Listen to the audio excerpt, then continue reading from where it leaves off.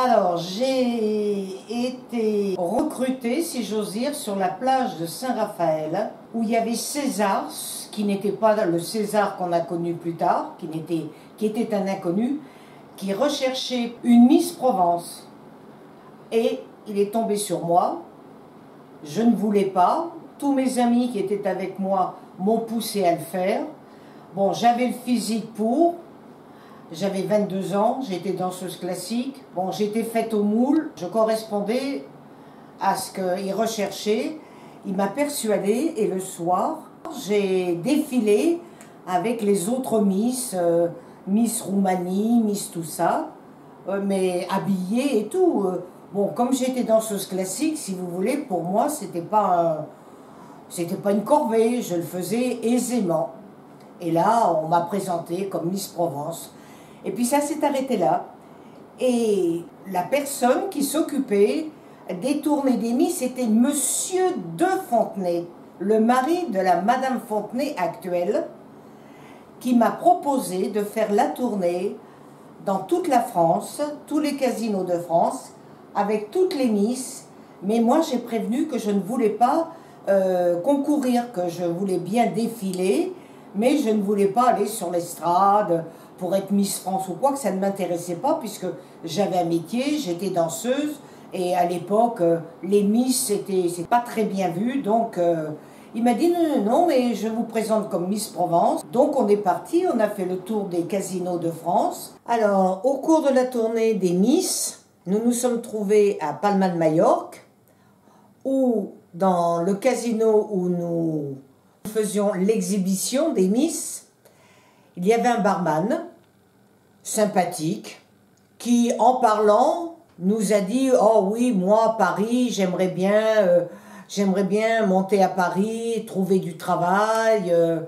Bon, ici, c'est bien, mais enfin, comme on est resté quelques jours, on a eu l'occasion de parler ensemble.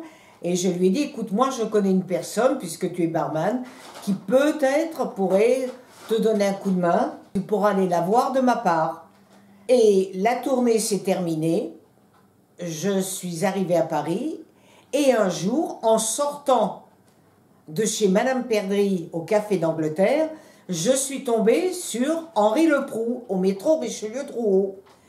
Et nous avons été contents de nous retrouver, et il m'a dit, ben oui, je fais le tour des grands cafés pour voir s'ils ont besoin d'un barman, parce que je ne veux pas être garçon de café, je veux être barman. Là-dessus, je lui ai renouvelé ce que je lui avais dit à Palma de Majorque. Ben, j'ai dit, écoute, tu es à côté, pourquoi tu ne vas pas voir Madame Perdry? Tu lui dis que tu viens de la part de Rita Crudo, puisqu'elle me connaît sous ce nom-là. Et il y est allé, je n'ai plus jamais entendu parler.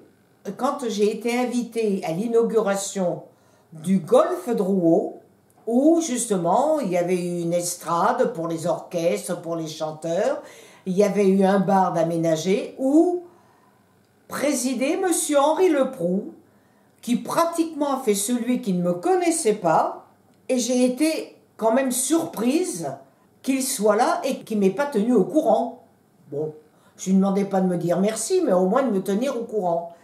Et quand j'en ai parlé à Madame Perdry m'a dit « Mais oui, c'est vrai, il est venu de votre part, et j'avoue que il a travaillé un peu au Café d'Angleterre, au bar, et quand j'ai monté le Golf Drouot, je lui ai demandé de venir s'occuper du Golf Drouot et en même temps de faire l'animateur, ce qu'il fait très bien. » Alors j'ai connu Madame Perdry parce que en 52, je fréquentais un garçon qui était l'ami de Jacques Perdry, et il s'est avéré que 2 ou 3 fois, nous avons pris un verre au Café d'Angleterre et où Madame Perdry était là et on avait sympathisé.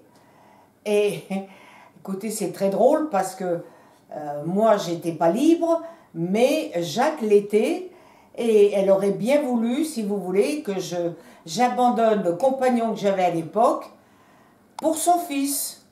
Et moi, j'aimais beaucoup Jacques, qui est un garçon charmant, mais ce n'était pas du tout mon objectif. Et j'ai continué avec Madame Perdry parce que Elle m'aimait beaucoup. Elle m'a même invitée dans sa maison à Golfe-Juan. J'ai été passer une semaine chez elle. Et puis, ben, je suis rentrée à Paris. On s'est perdu de vue parce que moi, entre-temps, j'ai connu celui qui est devenu mon mari.